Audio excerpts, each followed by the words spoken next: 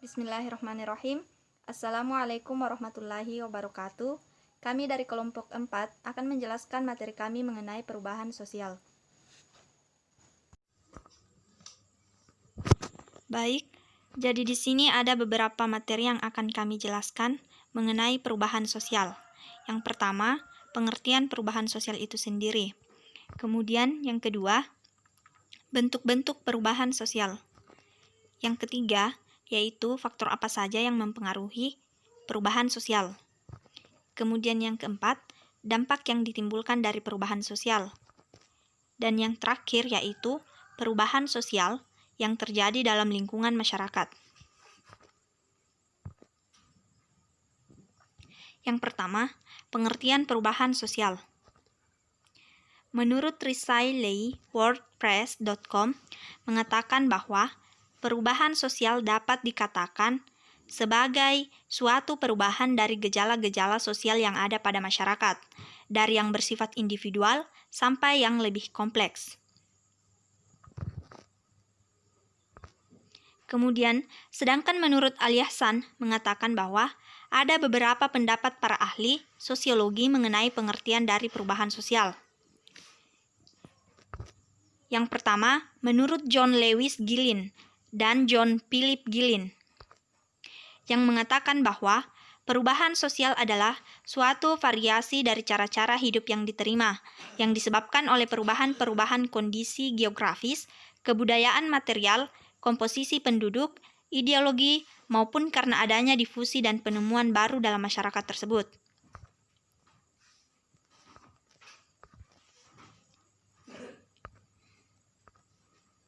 Kemudian yang kedua yaitu menurut W.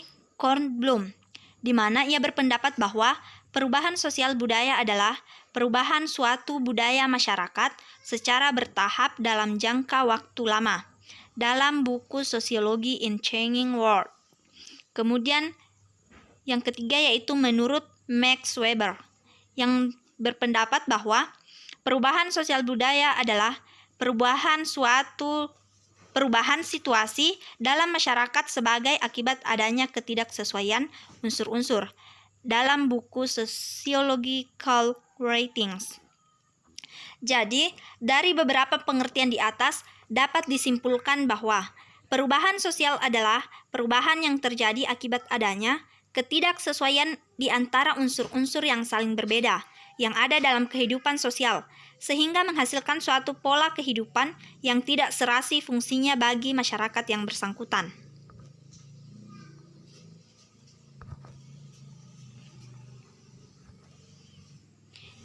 Kemudian yang kedua yaitu bentuk-bentuk perubahan sosial.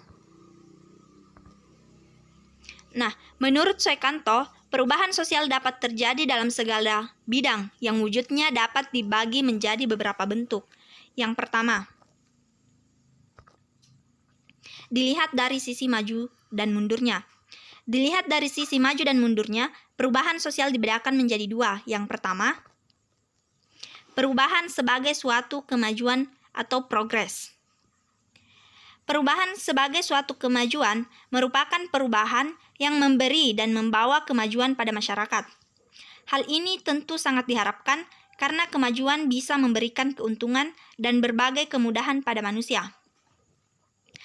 Perubahan dalam arti progres, misalnya listrik masuk desa, penemuan alat-alat transportasi, dan penemuan alat-alat komunikasi, di mana masuknya jaringan listrik membuat kebutuhan manusia akan penerangan terpenuhi. Penggunaan alat-alat elektronik meringankan pekerjaan dan memudahkan manusia memperoleh hiburan dan informasi. Kemudian yang kedua, perubahan sebagai suatu kemunduran atau regres. Tidak semua perubahan yang tujuannya ke arah kemajuan selalu berjalan sesuai rencana. Terkadang, dampak negatif yang tidak direncanakan pun muncul dan bisa menimbulkan masalah. Jika perubahan itu ternyata tidak menguntungkan bagi masyarakat, maka perubahan itu dianggap sebagai sebuah kemunduran. Sebagai contoh yaitu penggunaan HP sebagai alat komunikasi.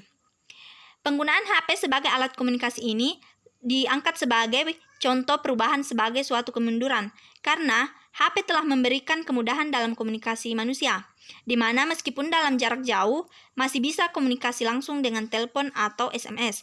Namun, di satu sisi, HP telah mempermudah dan mempersingkat jarak, sehingga di sisi lain telah mengurangi komunikasi fisik dan sosialisasi secara langsung. Sehingga teknologi ini menimbulkan dampak berkurangnya kontak langsung dan sosialisasi antara manusia satu dengan manusia yang lainnya. Kemudian bentuk-bentuk perubahan sosial dilihat dari proses berlangsungnya. Dilihat dari proses berlangsungnya pun dibedakan menjadi dua, yaitu yang pertama evolusi. Maksud dari evolusi yaitu adalah perubahan-perubahan sosial yang terjadi dalam proses lambat, dalam waktu yang cukup lama, dan tanpa ada kehendak tertentu dari masyarakat yang bersangkutan. Dengan kata lain, perubahan sosial ini terjadi karena dorongan dari usaha masyarakat guna menyesuaikan diri terhadap kebutuhan-kebutuhan hidupnya dengan perkembangan masyarakat pada waktu tertentu. Sebagai contoh dari evolusi yaitu perubahan sosial dari masyarakat berburu menuju ke masyarakat meramu. Kemudian bentuk yang kedua yaitu revolusi. Revolusi yaitu perubahan sosial mengenai unsur-unsur kehidupan atau lembaga-lembaga kemasyarakatan yang berlangsung relatif cepat, di mana perubahan revolusi diawali oleh munculnya konflik atau ketegangan dalam masyarakat. Ketegangan-ketegangan tersebut sulit dihindari, bahkan semakin berkembang dan tidak dapat dikendalikan. Terjadinya pun proses revolusi memerlukan persyaratan, yang pertama, ada keinginan umum untuk mengadakan suatu perubahan. Yang kedua, adanya pemimpin atau kelompok yang mampu memimpin masyarakat tersebut. Yang ketiga, harus bisa memanfaatkan momentum untuk melaksanakan revolusi. Kemudian yang keempat, harus ada tujuan gerakan yang jelas dan dapat ditunjukkan kepada masyarakat. Dan yang terakhir yaitu kemampuan pemimpin dalam menampung, merumuskan, serta menegaskan rasa tidak puas masyarakat dan keinginan-keinginan yang diharapkan untuk dijadikan program dan arah gerak revolusinya. Kemudian bentuk-bentuk perubahan sosial dilihat dari ruang lingkupnya. Dilihat dari ruang lingkupnya, perubahan sosial dibedakan menjadi dua. Yang pertama, perubahan kecil. Perubahan kecil yang dimaksud di sini adalah perubahan yang terjadi pada unsur-unsur struktur sosial yang tidak membawa pengaruh langsung atau pengaruh yang berarti bagi masyarakat. Contohnya seperti perubahan mode rambut atau perubahan mode pakaian. Kemudian yang kedua yaitu perubahan besar. Perubahan besar adalah perubahan yang terjadi pada unsur-unsur struktur sosial yang membawa pengaruh langsung atau pengaruh berarti bagi masyarakat. Contohnya seperti dampak ledakan penduduk dan dampak industrialisasi bagi pola kehidupan masyarakat. Kemudian bentuk-bentuk perubahan sosial yang terakhir dilihat dari keadaannya. Bentuk-bentuk perubahan sosial dibedakan menjadi dua. Yang pertama, perubahan yang dikehendaki atau direncanakan. Maksudnya adalah perubahan yang telah diperkirakan atau direncanakan terlebih dahulu oleh pihak-pihak yang hendak melakukan perubahan di masyarakat. Sebagai contohnya, yaitu perubahan yang dikehendaki adalah pelaksanaan pembangunan atau perubahan tatanan pemerintahan. Misalnya perubahan tata pemerintahan Orde Baru menjadi tata pemerintahan Orde Reformasi. Kemudian bentuk yang kedua yaitu perubahan yang tidak dikehendaki atau yang tidak direncanakan. Perubahan yang tidak dikehendaki atau yang tidak direncanakan merupakan perubahan yang terjadi di luar jangkauan pengawasan masyarakat dan dapat menyebabkan timbulnya akibat-akibat sosial yang tidak diharapkan. Sebagai contoh yaitu munculnya berbagai peristiwa kerusuhan menjelang masa peralihan tatanan Orde Lama ke Orde Baru maupun peralihan tatanan Orde Baru ke Orde Reformasi. Yang selanjutnya yaitu faktor-faktor yang mempengaruhi perubahan sosial.